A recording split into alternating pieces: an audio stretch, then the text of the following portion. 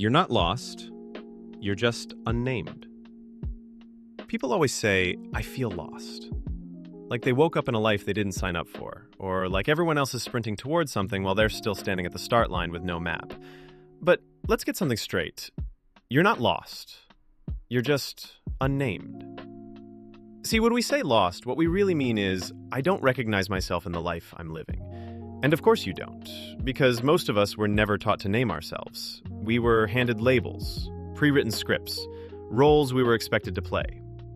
You get told who you are before you ever get the chance to decide. Shy, smart, difficult, overachiever, slacker, black, queer, gifted, troublemaker, sensitive, too much, not enough. Sometimes people didn't even say it. They just treated you like that. And your brain quietly saved the file. You weren't born confused. You were taught to forget your own name. Let's get real. Identity isn't something you find. It's something you build. And a lot of what you call your personality is just a bunch of system defaults running in the background. If you were raised in a chaotic household, you might have learned to be hyper-responsible. If you were always compared to your siblings, you might have built an identity around proving yourself. If people dismissed your ideas, you might have internalized that you're not someone worth listening to. That's not identity. That's survival code. But here's the thing. Survival code isn't wrong. It got you here. But if you're still running it long after the threat is gone, you'll feel stuck, outdated, friction everywhere.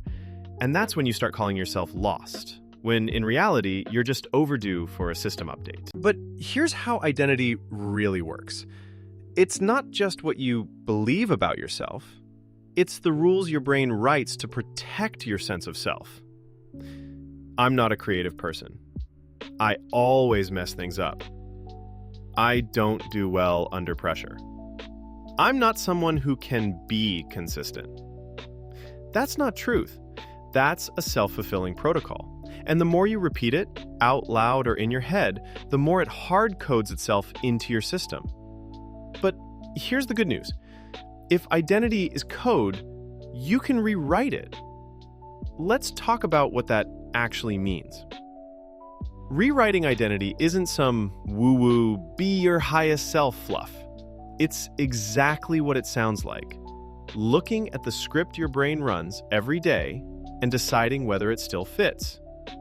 And that takes real awareness, because some of us are so deep into our false identity that it feels like truth. You say things like, that's just how I am. I've always been this way. People like me don't change. But how do you know that? Did you test that belief? Did you choose it? Or did it just happen to you? Here's a hard truth no one tells you. Most people build their identity by accident. It gets shaped by what we were rewarded for, what we were punished for, who we needed to be to feel safe, or accepted, or useful. And then we spend years defending that identity, even if it's limiting us, even if it's outdated, because letting it go feels like dying. But it's not death, it's rebirth. And maybe the lost feeling is just your system going, hey, I think it's time to uninstall some things. So what do you do about it? You redefine. But not all at once, not with some perfect blueprint. You start with questions. If I wasn't trying to impress anyone, who would I be? If no one could see me, what would I actually enjoy doing? What labels do I secretly hate, but still wear out of habit? These questions won't give you immediate answers, but they'll create space.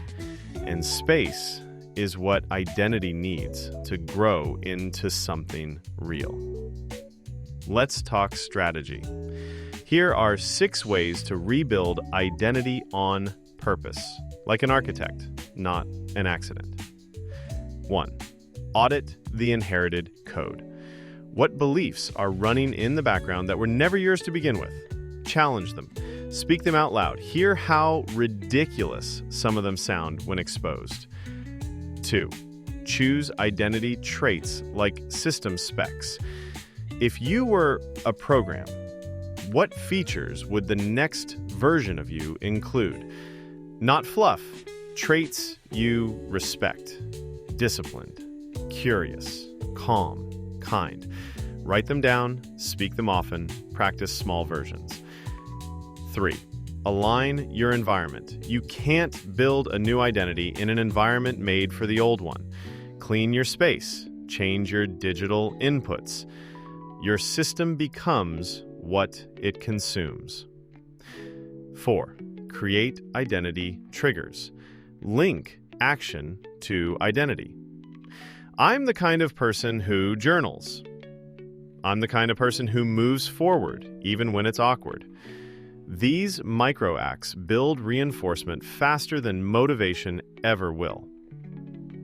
5. Use language like code. Stop saying, I can't.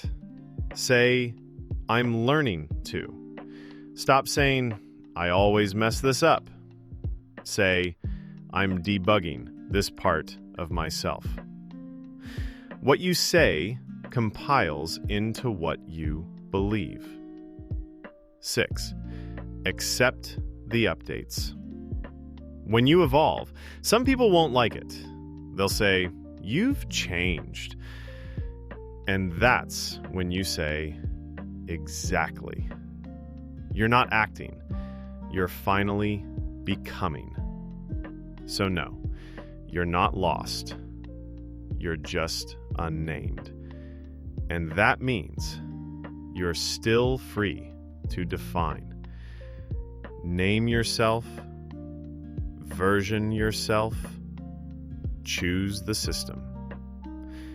And let this time be the first time it's really yours. This was the Architect's School of Thought. We don't do hype here. We do systems, identity engineering, quiet rebellion against the roles we never chose.